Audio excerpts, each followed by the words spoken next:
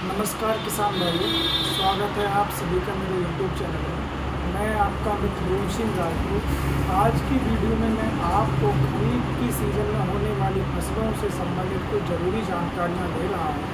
तो आप सभी से मेरा अनुरोध है कि वीडियो को ध्यान से देखें और पूरी वीडियो को देखें और सारी बातों को ध्यानपूर्वक सुनें, जिससे कि आपको कुछ ज़रूरी जानकारियाँ मिल सकें। दोस्तों, अभी ग्रीष्मकालीन समय चल रहा है। गेहूं की फसल लोगों की उठ गई है, यानी कि खेत खाली हो गए हैं और आने वाले समय में हमारे किसान भाई खरीफ की सीज़न की तैयारी करेंगे। खरीफ की सीज़न में मुख्यतः जो धान की फसल होती है वो मुख्यतः खरीफ की सीज़न में सबसे ज़्यादा जिसको वरीयता दी जाती है वो धान की फसल है।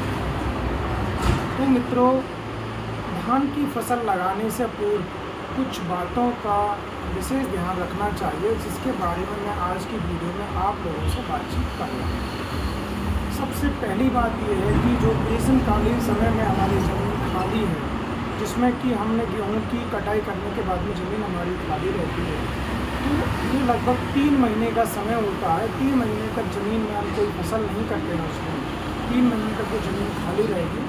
तो जाहिर सी बात है, 3 महीने तक जब खेत खाली रहेगा तो किसान भाइयों के लिए आवश्यक है कि उसमें कुछ उपयुक्त चीज़ों के लिए लगा लें। जैसे कि सबसे अच्छी उपयुक्त जो खाद है, हरी खाद के नाम से हम जिसको बोलते हैं, वो है ढेंचा की खाद। तो मित्रों, अभी बहुत ही अच्छा समय चल रहा है और इस समय पर ढेंचा की बुवाई करने के लिए किसान भाइयों के लिए बहुत ही उपयुक्त समय चल रहा है। और ढेंचा की अगर बुवाई किसान भाई कर देते हैं अपने खेतों में, तो आप यकीन मानिए कि आपके लिए 1 हेक्टेयर खेत में लगभग 150 किलोग्राम तक नाइट्रोजन बिना कुछ खर्च किए, बिना कुछ एक्स्ट्रा उसमें एक्टिविटी किए आपको मिल जाती है। यानी कि ढेंचा जो है 150 किलोग्राम प्रति हेक्टेयर तक की नाइट्रोजन के लिए ज़मीन के अंदर फिक्स करता है। मुख्यतः हम किसी भी फसल को उगाते हैं, जैसे धान को ही ले लें तो धान की फसल में 120 किलोग्राम प्रति हेक्टेयर की दर से नाइट्रोजन लगाने की आवश्यकता रहती है। अगर हम ढेंचा की हरी खाद उसमें बनाते हैं, प्रॉपर तरीके से हरी खाद बना लेते हैं, तो हमको अपने धान की खेत में बिल्कुल भी नाइट्रोजन देने की आवश्यकता नहीं पड़ेगी। तो मित्रों, ढेंचा की जो हरी खाद है उसके लिए बहुत ही उपयुक्त समय है और इस समय पर हम ढेंचा का जो बीज है उसका अच्छे से अपने खेतों में बुवाई कर सकते हैं। तो किसान भाइयों, ढेंचा को जब बीज की हम बुवाई करेंगे तो सबसे पहले हमको ये ध्यान रखना है कि खेत में पलेवा करके, जुताई करके पलेवा करने की आवश्यकता नहीं है। आप खाली खेत में पलेवा कर सकते हैं। पलेवा करने के पश्चात आप अपने खेत में जुताई करके, वोट आने के बाद में जुताई करके आप उसमें ढेंचा की बुवाई करें।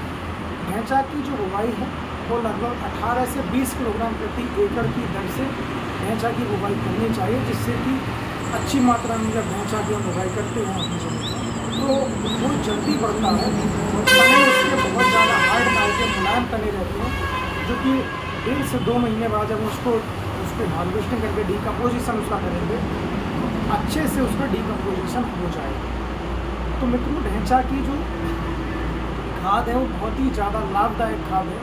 इसमें सिर्फ नाइट्रोजन की ही बात नहीं है, इसको आपको उगाने से आपकी ज़मीन में नाइट्रोजन, फास्फोरस, पोटास प्लस साथ ही इसके जो माइक्रो न्यूट्रिएंट्स होते हैं वो भी आपकी ज़मीन में उनकी भी पूर्ति होती है।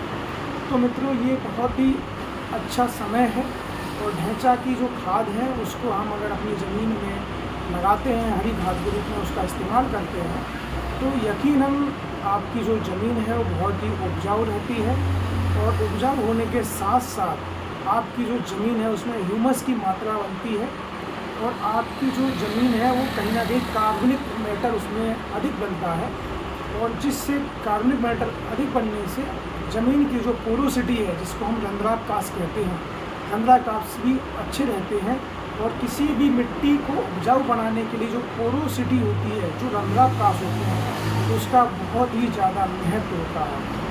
कोई भी अगर मिट्टी है और उसमें अगर रंध्राकाश की कमी है, रंध्राकाश उसमें कम है, तो अच्छी मिट्टी नहीं मानी जाती है। लेकिन अगर उसमें पोरोसिटी अच्छी मात्रा में है, रंध्राकाश अच्छी मात्रा में है, तो एक अच्छी मिट्टी, एक उपजाऊ मिट्टी मानी जाती है, जिससे कि हमारी जो फसलें हैं उसमें किसी भी प्रकार की अगर उसमें फसल को उगाते हैं तो अच्छी प्रकार से वो फसल उगाती है। तो जिसकी सहायता करने के लिए, पोरोसिटी को बढ़ाने के लिए सबसे महत्वपूर्ण जो आवश्यक तत्व हैं वो है कार्बनिक तत्व। कार्बनिक तत्व हमारे लिए किन किन घटक से मिलते हैं? तो कार्बनिक तत्व हमारे लिए, हमारी जो मिट्टी है उसके लिए कार्बनिक तत्व फसल अवशेष से मिलते हैं, गोबर की खाद से मिलते हैं, खलियों से मिलते हैं और कुछ वीड्स होती हैं उनसे मिलते हैं। तो ये बहुत लंबा प्रोसेस है, लेकिन मैं आपको बहुत ही आसान मैंने आपको विधि बताई है, जो कि आप ढांचा की हरी खाद उसमें लगाते हैं, उगा देते हैं, तो आपके लिए कार्बनिक तत्व अलग से देने की आवश्यकता नहीं पड़ती है। बहुत सारे कार्बनिक तत्व आपकी मिट्टी में विद्यमान हो जाते हैं, जो कि आने वाली अगली फसलों में उनका अच्छे से उपयोग हो जाता है और हमारे लिए नेक्स्ट अगली फसल के लिए लागत भी हमें कम देनी पड़ती है। उसके साथ साथ हमारी जो फसल है वो उपजाऊ अधिक होती है। ऐसा पाया गया है कि धान की फसल में अगर हम धान की फसल लगाने से पहले अगर हम ढैंचा की हरी खाद की पलटाई खेत में कर देते हैं तो धान में तो उसका फ़ायदा मिलता ही मिलता है। धान के बाद में भी अगली फसल करते हैं उसमें और अच्छा फ़ायदा ढैंचा की हरी खाद का मिलता है।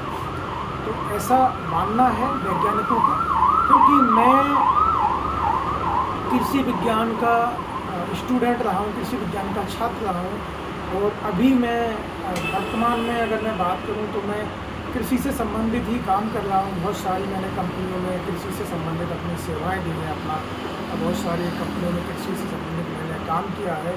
तो मुझे कई कंपनियों का अपना अलग अलग अनुभव है, बाकी का बहुत सारे किसान भाइयों के अलग अलग जो अनुभव होते हैं उनके लिए भी मैं अपनी वीडियो के माध्यम से आप लोगों के पास तक पहुंचाने का काम करता हूं। तो सभी से मेरा अनुरोध है कि आप इस वीडियो को अगर आपने पूर्णतः देख लिया है, अगर देखा होगा तो आपको ये समझ में आया होगा कि आपके लिए ढैंचा की हरी खाद लगाना कितना फ़ायदेमंद हो सकता है, कितना लाभप्रद हो सकता है, जिससे कि आपकी जो फसलें हैं वो बहुत ही अच्छी है। तो मित्रों, आज की वीडियो में मैंने आपके लिए ढैंचा की हरी खाद के रूप में उसका इस्तेमाल कैसे करते हैं, कैसे उसका इस्तेमाल करना चाहिए, इसके बारे में जानकारी दी और उम्मीद करता हूँ कि आपको ये वीडियो अच्छी लगी होगी। दोस्तों नमस्कार, मैं आपसे अपेक्षा करता हूँ कि आप आने वाली मेरी वीडियो में इसी तरह से आप जुड़े रहेंगे। तब तक के लिए नमस्कार, जय हिंद, वंदे मातरम, जय जवान, जय किसान, जय अन्नदाता।